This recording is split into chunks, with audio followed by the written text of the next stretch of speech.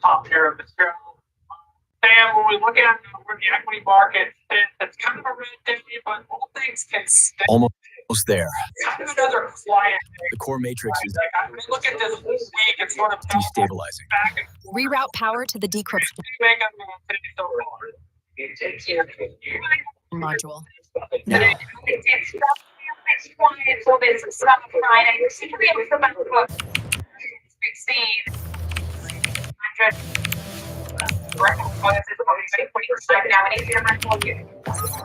Now to 10.1%. The Dow Jones obviously outperforming given that some of the stories we heard, particularly with United, come with the discounts and just in a minute, probably in March we continue to get some data that does show that the consumer is holding up over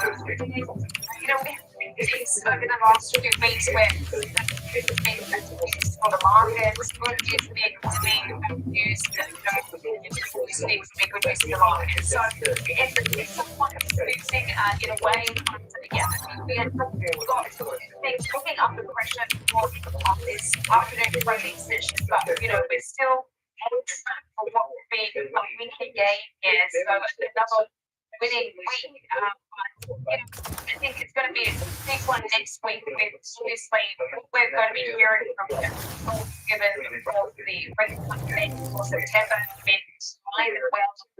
The economic update, the inflation data, and obviously we're going to be hearing some of the big retailers which want to know about how they're navigating some of the economic uncertainties with the consumer and also with regards to the geopolitics with the tariffs as well. And of course, we're waiting to hear an update on this meeting as well.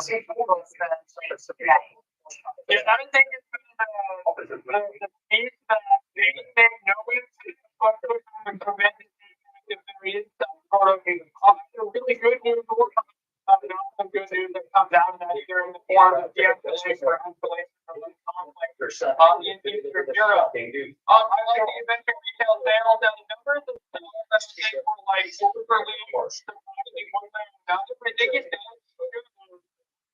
your point that the consumer, the economy, maybe it's not like the fastest growth we've ever seen, but there is still some strength there, and it doesn't complicate the story of the game, because one team.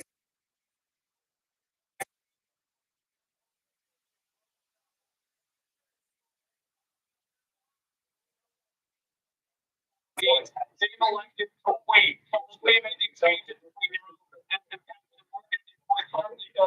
With over an 85% chance of 25 basis points.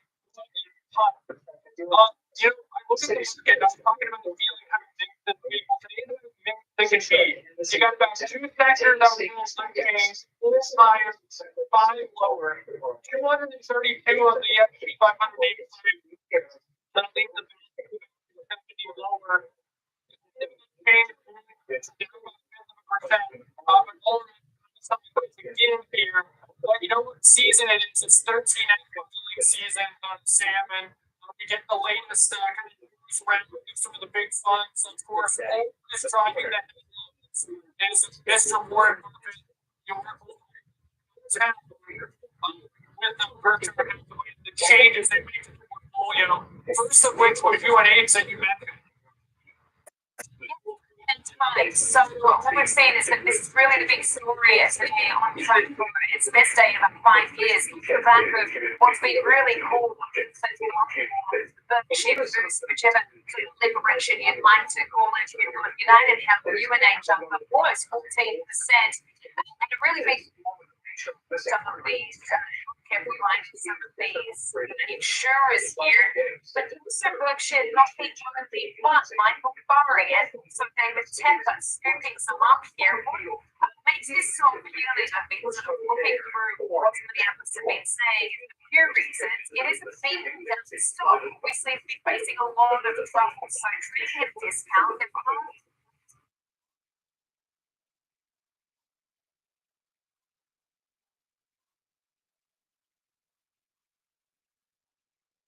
well, and this is a long-term investment opportunity. I saw it doing Alpha recently that was talking about that. I mean, particularly given the industry backdrop, health insurer like this, we know that it's like I mentioned, the DOJ investigation being the latest, obviously with regards to the situation around the CEO as well. Interestingly and encouragingly, it did reinstate that guidance. It's also been on the stream, but commentary today, this is a systemically informed company who need healthcare, and so this has been a very unloved spot, but it is certainly getting some love today. To me, is like in hindsight, the most obvious Warren Buffett purchase of all time. Stock just complete. He understands insurance, of course, Geico, Reinsurance General Ray, tons of other names as well in that space. And it's it's the biggest, I think, healthcare insurance provider in the state. So I mean, it makes a ton of sense in hindsight. The 14%,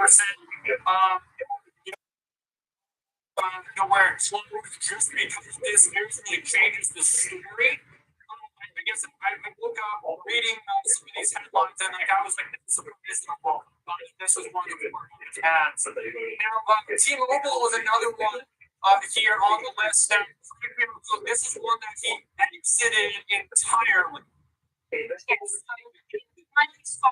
billion stake, so 3.8 million shares completely eliminated there. It sounds like something out of Squid Game. But it's the only telco in the portfolio, which is important to point out. It has learned, as far as the portfolio, for the history of the investments, three of the major telcos, but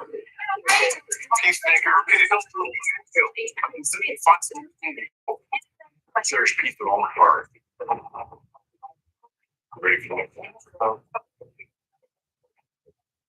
Straight to the low price to earnings ratio. This is one of the dividend cases of players. T-Mobile really been standing out on what these buyers are big. All these buyers are praise. But it has been everything stock and it's just like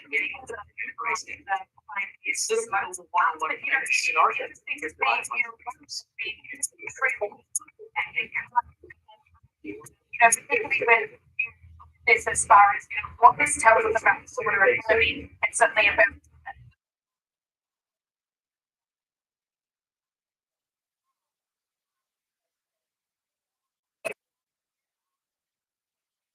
selling things completely, snapping off a bit of that and trimming a bit of that. Reflective some of the macro trends and to reflect that we may get a different show, the potential for some of these interest rates. At the moment, I don't remember people like T-Mobile the first build the position, but it's the full exit of the portfolio of traded names, $1 billion stake. This stock's doubled in 2 years, and typically, often seen as more of a value investor. It looks for cash flow related businesses. Like, I'm not surprised to see him exiting telecom, utility like stock after it's made that kind of appreciation. It's been a huge winner for Mr. Buffett over the last couple decades. Has been obviously he made a lot of news last year, trimming this position tremendously. Around I think it was like $190, $200 a share in average sales. This was still a huge portion of the portfolio. To me, it also made sense as someone who isn't scared of concentration in the case of Buffett, typically doesn't have, multi, hundreds of $1 billion portfolios almost entirely invested in one name, which is sort of what it's becoming in the case of Apple before some of these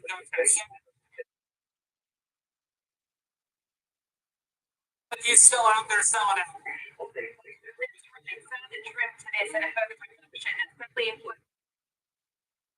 Still the biggest piece of the portfolio, so that's important to point as well. To your point there, selling 20 million shares, they're reducing the position to $57.45 billion.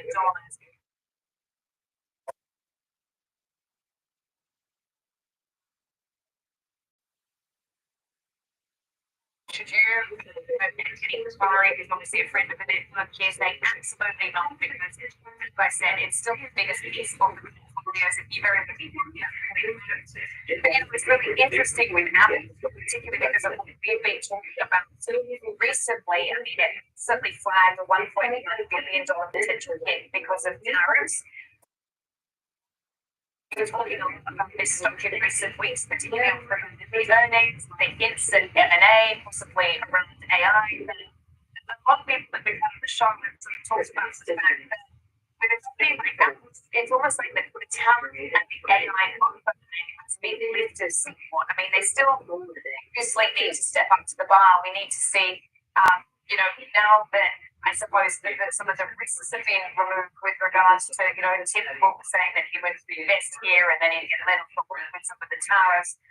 They've still got, to impress on as far as some of that hardware, particularly AI winning narrative.